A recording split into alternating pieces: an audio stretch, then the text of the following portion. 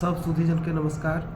आज बहुत दिन बाद एगो वीडियो लेके प्रस्तुत बानी। बीच में कुछ दिन तबियत खराब जैसे लागत रहे। अभी कोनो बहुत बढ़िया नहीं है। तो आज एगो कहानी पुराने लिखल कहानी है, लेकिन कहानी आज तक मैंने हम प्रस्तुत नहीं कैले। तो आज रहा सब लोग के बीच प्रस्तुत करत रही कहानी। हम सभी के सबनी के एज होला। हम तो कहनी कि बहुत सारा मैंने बहुत उम्र तक आदमी प्रेम करत रहेला। व्यभिचार बिना बदले के चाहिए और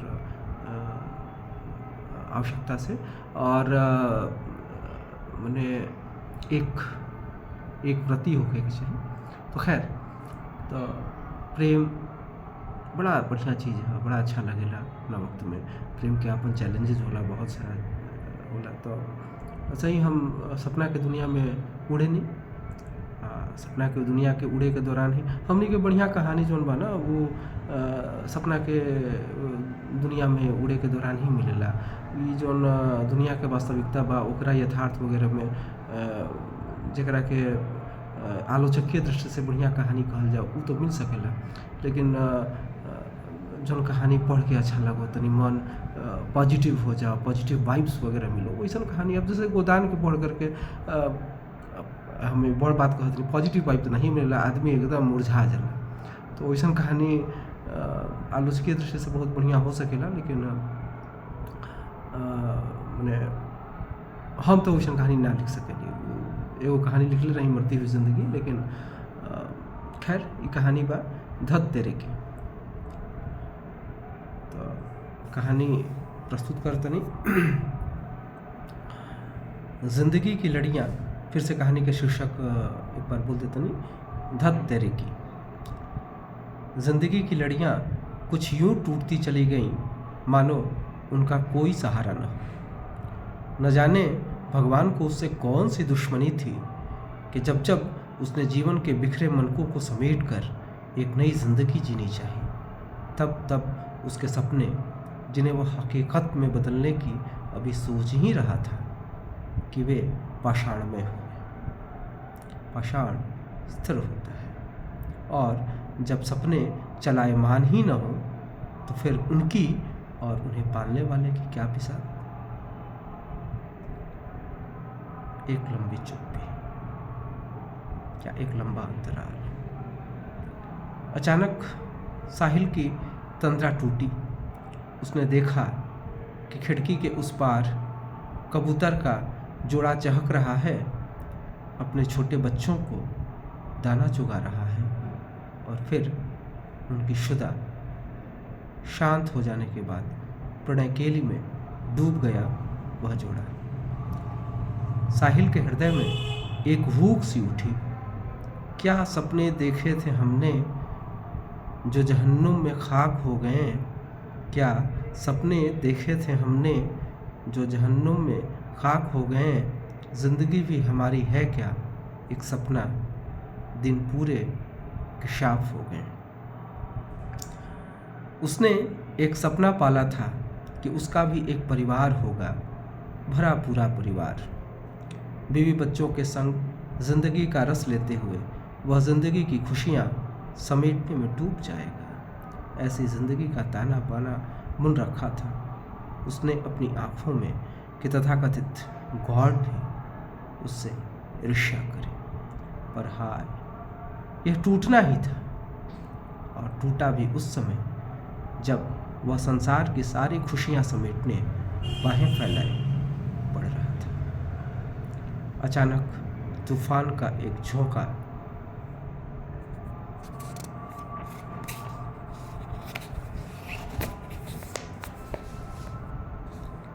आया और उसकी दुनिया के राग रंगों को उससे ही नहीं, उसके परिवेश से भी छीनकर कुछ यूं चला गया मानो यम के गण आदमी से उसकी जिंदगी छीने चले जा रहे हैं।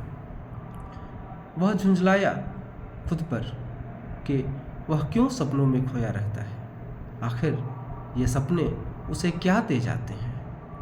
जीवन की सच्चाइयाँ भी तो कुछ हैं। उनसे वह क्यों भागता है? पर हाय रे जीवन की विडंबना, इनका कोई उत्तर उसके पास न था। बस था तो हार कर बालों को नोचने लगना, दीवारों से सर टकराना और फिर रोने लगना। ये रोना सिर्फ आंसू बहाना नहीं था, कतरा कतरा खून बहता था इन आंसुओं के बहाने। जब ये आंसू बहाना भी उसके दर्द को बांट नहीं पाता था तो बच जाती थी तन्हाइयाँ, और इन तन्हाइयों में वह फिर सपने बुनने लगता था। आखिर ये सपने उसे ज़िंदगी के कठोर एवं क्रूर धरातल से ऊपर उठाकर कल्पना की मखमली सेज पर सुलाते तो थे, लोरियां गाकर उसकी उदासी दूर करने की कोशिश करते तो थे, थपककर उसे सुलाने में अपनी इयत्ता समझते तो थे, और वह इनके सहारे सो जाता था। अचानक द्वार पर दस्तक हुई। उसने सुनकर भी अनसुना कर दिया। दस्तक एक बार फिर हुई और कोई रिस्पॉन्स न मिलने पर दरवाज़ा लगातार खटखटाया जाने लगा। हारकर वह आने वाले को मन ही मन गालियाँ देता हुआ उठा और दरवाज़ा खोल दिया। उसे शौक सा लगा। सामने वही जाना पहचाना चेहरा खड़ा था। वर्षों बाद अनपेक्षित सा अपलक देखता रहा साहिल उसका चेहरा। इस चक्कर में स्वागत की औपचारिकता भी भूल गया। नहीं बुलाया उसने मल्लिका को अंदर। आखिर मल्लिका ही बोली, क्या अंदर नहीं बुलाओगे मुझे? उसे होश आया और वह मल्लिका की अगवानी सा करता हुआ उसे कमरे के अंदर लाया। कमरे की अव्यवस्था देखकर मल्लिका को सदमा सा लगा। एक कोने में गंदगी का ढेर लगा हुआ था। किताबें, उसके पैंट शर्ट, सभी पर गर्द का ढेर जमा हुआ था। चारों ओर नजरें फेरते हुए मल्लिका ने अपनी दृष्टि जमा दी साहिल के चेहरे और उसके शरीर पर। चेहरा एकदम पीला पड़ गया था। दाढ़ी कई दिनों की बढ़ी हुई थी, बाल बिखरे हुए थे, आंखें सूजी हुई थी। लग रहा था कि वह कई दिनों से सोया हुआ नहीं है या लगातार रोता ही रहा है। पैंट शर्ट मुड़ा तुड़ा हुआ था और जूतों की चमक गायब हो गई थी। यह सब देखकर मल्लिका को रोना आ गया, पर उसके चेहरे पर मुस्कुराहट थी, बेजान मुस्कुराहट, जो दिल के गमों को ढांपने की बजाय उन्हें और उभार देती थी। साहिल, जो अभी तक खुद में खोया हुआ था, उस बेजान मुस्कुराहट को देखते ही चौंक उठा। एक तड़पन उसके शरीर को कपा गई। आखिर ऐसा कौन सा दुख है जो मल्लिका को अंदर ही अंदर मथे जा रहा है? साहिल को याद आया कि मल्लिका तो अभी तक ऐसे ही बैठी है। उसने चाय पानी के लिए भी उसे नहीं पूछा है। साहिल शर्मिंदा हुआ और उठकर किचन में चला गया, पर वह देखता ये है कि चाय तो है, दूध भी है, पर चीनी गायब है। यह मल्लिका तो एक कप में 2 चम्मच चीनी पीती है। आखिर करूं तो क्या? वह कमरे से बाहर जाने लगा, होटल से चाय लाने हेतु। मल्लिका बोली, कहाँ जा रहे हो? झेपते झेपते उसने जवाब दिया, चीनी खत्म हो गई है, मुझे मालूम भी नहीं था, होटल से चाय लाने जा रहा हूँ। साहिल के शरीर में एक बिजली सी कौंध गई। जिंदगी को फिर से संवारने की चाहत प्रबल हो उठी। मल्लिका बोली, छोड़ो भी यार, आज शुगर फ्री चाय ही पीते हैं और मैं बनाती हूँ।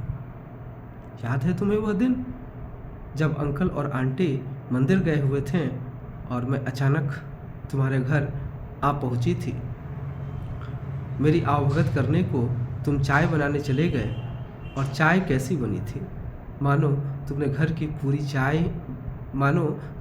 की पूरी चीनी ही चाय में डाल दी थी। हा हा। साहिल उस उन्मुक्त हंसी में डूब गया। जिंदगी फिर अंगड़ाइयाँ लेने लगी। मल्लिका शुगर फ्री चाय ही बनाकर लाई। चाय कड़वी और फीकी थी, पर साहिल उस चाय में अंतर्भुक्त खुशबू को महसूस कर रहा था। ऐसी चाय तो पी ही नहीं थी उसने कभी। बातें करते करते और चुहलबाजियों में कब 2 घंटे बीत गए पता ही नहीं चला। तब मल्लिका बोली, साहिल, मेरे जाने का समय हो रहा है, पर जाते जाते मैं तुमसे एक सीधी सी बात कहना चाहती हूँ कि भले ही अपनी ज़िंदगी को व्यवस्थित न बनाओ, मुड़े तुड़े कपड़े पहने रहो, महीनों की शेव बढ़ाए रहो, लफंगों जैसे बाल बढ़ाए रहो, दिमाग को अस्त व्यस्त रखो, पर ये उन्मुक्त पत्थर में भी जान फूंक देने वाली हंसी को अपने चेहरे पर हमेशा बनाए रखो। अपने गमों को ठहाकों में बुलाने की कोशिश करो। अगली बार मैं जब आऊँगी मुझे मुस्कुराहट चाहिए।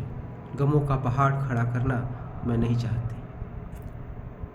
साहिल देखता रहा उसे। दिल भर आया उसका। याद आ गई कालिदास की मल्लिका, जिसने कालिदास की रचनात्मकता पर खुद को उत्सर्ग कर दिया था। उसकी आंखें भर आई। बोला वह, मैं वचन देता हूँ कि मुस्कुराहट मेरे होठों पर तो होगी ही, पर वह प्रतिबिंब हृदय का होगी। अर्थात मेरा हृदय अब हमेशा हंसता रहेगा। पर एक बात कहना चाहता हूँ मैं तुमसे कि तुम्हारी मुस्कुराहट गमों को छुपाने का आवरण मात्र है। मैंने उसे भेद कर देखा है। आखिर क्या कमी है तुम्हारी ज़िंदगी में? एक खूबसूरत पति, बड़ा सा बंगला, ढेर सारी ज़मीन जायदाद, 2 सुंदर बच्चे बच्चियाँ, यही तो चाहती थी तुम। वह सब तुम्हें मिल गया। फिर कौन सा ऐसा गम है जो तुम्हें मथ रहा है? मल्लिका का जवाब था, है एक जो मेरे सामने बैठा है। हतप्रभ रह गया साहिल। तो क्या मल्लिका के दिल में अब भी मेरे लिए जगह बची है? दिल बल्लियों उछलने लगा उसका, पर अचानक उसके मन में निराशा पुनः घनीभूत होने लगी। मल्लिका तो अब पराई हो चुकी है। मल्लिका उसके मनोभावों को ताड़ गई और कहा, साहिल, विवाह तो भारतीय नारियों के लिए बंधन है। हमें उसमें पिंजड़े में कैद चिड़िया की तरह छटपटाना ही है। मैं नहीं जानती थी कि तुम्हें अस्वीकार कर खुद को धोखा दे रही हूँ। भौतिक सुखों की आकांक्षा ने आत्मा की गहराइयों में दबे हुए प्रेम पुष्प को मानो मसल दिया था, पर अब जाकर मैंने जाना कि प्रेम में होने का असली माने क्या है। चंद्र को अपने देवता के रूप में जगह देने की कोशिश की, पर हर बार तुम्हारी मूर्ति ही मेरे मन में आकर बैठ जाती थी। हार गई साहिल मैं तुमसे और अपने आप से। तुम दूर करना चाहते हो ना मेरे दर्द को, तो मेरे दिल की गुफा में बैठ कैद प्रेमाकांक्षा को पहचानो। खुद को बदलो साहिल, विश्व और इसके वासियों के लिए आदर्श बनो। दर्द की दरिया को पहना दे कफन, दर्द की दरिया को पहना दे कफन, मुस्करा दे यूं कि उदासी भी कहे मैं खुद ही नहीं, मुझे ठहाकों में बदल डाल। मैं खुद ही नहीं, मुझे ठहाकों में बदल डाल। तुम्हारी मुस्कुराहट, तुम्हारा उपलब्धियों के आसमान को छूना मेरी खुशियों की गारंटी है। बस मेरा इतना ही कहना है। साहिल के अधरों पर हठात मुस्कुराहट नाच उठी। मन हुआ कि मल्लिका के अधरों पर अपने अधर रखकर उसके सारे गम, सारे दुख सोख ले, पर संभाला उसने खुद को और इतना ही कहा, बदल डालूंगा खुद को मल्लिका। यूं समझो कि बदल ही गया। मल्लिका भी हंस पड़ी। यूं लगा मानो अखंड मौन में एक बच्चे की निर्दोष हंसी जग उठी। प्रियंवद ने जिस प्रकार असाध्य वीणा को साधा था, खुद अहम रहित होकर अपनी यत्ता को वीणा में समाहित कर, और जिस तरह का भाव अपनी साधना के पूर्ण होने पर उसके मन में आया होगा, कुछ वैसे ही भाव से साहिल का हृदय कमल आप्लावित हो उठा। बोला वह, चलो मल्लिका, चंदर तुम्हारा इंतज़ार करता होगा। रही मेरी बात तो मैंने खुश रहने का वरदान तुमसे पा लिया, अब तुम खुद को भी खुश रहने का वरदान दे डालो। साहिल मल्लिका को पहुंचाने उसके घर तक गया। अंदर से भद्दे गीतों की आवाज़ आ रही थी और साथ ही कुछ लोगों के ठहाके भी सुनाई दे रहे थे। साहिल लौटने के लिए मुड़ा, पर मल्लिका ने रोक लिया उसे। देखोगे नहीं मेरे पति परमेश्वर को? मेरी ज़िंदगी कितनी खुशहाल है, ज़रा ये भी तो देख लो। रुकना पड़ा साहिल को। उसने दरवाजे पर धीरे से एक दस्तक दी, कोई प्रतिक्रिया नहीं। दस्तक फिर से हुई, फिर भी कोई प्रतिक्रिया नहीं। हार कर दरवाजे पर उसने एक तेज थाप दी। कौन दरवाज़ा खटखटा रहा है? साली कुतिया की बच्ची कई जगह से मुंह काला करवा के आई होगी। दरवाज़ा खुला और बदबू का एक भभका साहिल के नथनों से टकराया। साहिल को उबकाई सी आने लगी। मल्लिका को देखते ही चंदर बोला, आ गई मैडम? कहाँ कहाँ से बिहार कर आ रही हैं? क्या सेवा करूं आपकी? चाय, कॉफ़ी या न हो तो ये लाल दवा ही पी लीजिए। आप जिस बिरादरी से संबंध रखती हैं वहाँ तो जी भर कर इसका सेवन होता है। मल्लिका मुस्कराती रही, एक बेजान मुस्कराहट। तब चंदर साहिल की ओर उन्मुख हुआ। क्या आप भी इसके आशिकों में हैं? ओह हाँ, मैं तो भूल ही गया।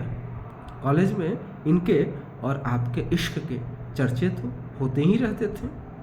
आप लोगों ने लैला मजनू, शेरी फरहाद, सोहिनी महिवाल को भी पछाड़ दिया था। पर साहिल जी, मैंने छीन ही तो लिया आपकी महबूबा को। अब आप खून के आंसू बहाइए या दिल के टुकड़े कर डालिए, मैं जीत तो गया ही साहिल साहब, आप हार गए। हा हा हा। साहिल मुड़ा और चला गया वहाँ से। अचानक मल्लिका की आंखें चमकने लगी, मानो कोई निश्चय कर लिया हो उसने। साहिल जीवन जीने लगा था, मज़ा ले रहा था वह जीवन का, पर एक टीस हमेशा उसके मन में उठती थी मल्लिका की बर्बाद जिंदगी को देखकर। एक दिन दरवाज़ा खुला था और वह चाय पी रहा था कि मल्लिका आकर दरवाजे पर खड़ी हो गई और बोली, चंदर ने छोड़ दिया है मुझ पर चरित्रहीनता का आरोप लगाकर। साहिल अपनी हंसी नहीं रोक सका और हंसता ही रहा। आश्चर्य मिश्रित स्वर में बोल उठी मल्लिका, तुम हंस रहे हो? साहिल का जवाब था, तो क्या करूं? एक दोस्त को गमों के बोझ से छुटकारा मिल गया, और सबसे बड़ी बात यह कि विरह में तड़पते यक्ष को यक्षिणी जो मिल गई। वह शापभ्रष्ट यक्ष तुम्हारे सामने खड़ा है मल्लिका। कब तक तुम्हारा साथ देगा ये तो वह नहीं जानता, पर जब तक देगा वह तुम्हें खुद में आश्रय देगा और तुम में आश्रय ढूंढेगा। इस अन्योनाश्रय से वह खुद देवतुल्य हो जाएगा और तुम देवी। आओ मल्लिका, मुझे सहारा दो, हम मिलकर एक नायाब संसार रचेंगे। लुटी पिटी मल्लिका बोल उठी, आश्रय दो आर्य, पर मैं जूठन हूँ यह समझ लेना। साहिल बोला, धत तेरे की। दोनों की हंसी उन्मुक्त होकर गूंज उठी। गगनमंडल मेघ से आच्छादित हो गया और बारिश होने लगी, मानो विधाता भी अपनी सर्वोत्कृष्ट सृष्टि की सार्थकता को देखकर खुशी के आंसू बहा रहा है। तो यही कहानी थी। कहानी कम, कल्पना की उड़ान ज़्यादा है। जैसा कि मैं अक्सर कहा करता हूँ, ये मेरी पहली कहानी थी। मैंने 2005 मई या जून में लिखी थी। मैं 21 साल का हुआ करता था, 21 साढ़े 21 साल का हुआ करता था। उस समय गाँव में उस समय रहता था। यूपीएससी की तैयारी शुरू कर दी थी मैंने। तो जिन लोगों ने हिंदी लिटरेचर पढ़ा होगा या संस्कृत लिटरेचर पढ़ा होगा, मेघदूतम उस समय तक मैंने पढ़ ली थी, और मेघदूत का हिंदी अनुवाद, और दिव्या पढ़ी थी मैंने। इसके अलावा बहुत सारी कहानियाँ जो सरस सलील की कहानियाँ हैं या और भी कहानियाँ हैं, वो मैं पढ़ाई करता था। आप कह सकते हैं कि ये सरस सलील जैसी कहानी है या उससे भी घटिया स्तर की कहानी हो सकता है, लेकिन मेरी पहली कहानी है और मैंने आपके बीच प्रस्तुत किया। तलाक के बाद क्या क्या होता है, तलाक कैसे लिया जाता है, लोग कैसे मिलते हैं, इन सब चीज़ों पर, इन सब टेक्निकलिटीज़ पे मैंने विचार नहीं किया था। और संभवतः कहानी लिखते समय इन सारी चीज़ों पर विचार करना भी नहीं चाहिए। खैर, इस कहानी का महत्व सिर्फ यही था कि यह मेरी पहली कहानी है और इसे लिखने में बहुत मज़ा आया था। मुझे इसे लिखने में बहुत मज़ा आया था। मैंने 1 या 2 दिन में इस कहानी को लिखा था और बहुत मज़ा आया था।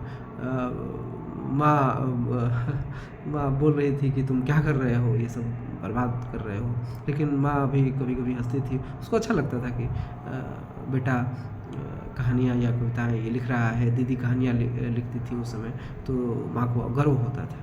तो कहानियाँ मैंने लिखी। माँ की तरफ से कोई बहुत डांट या मार नहीं मिली, तो मुझे लगा कि शायद मेरा लिखना सार्थक है।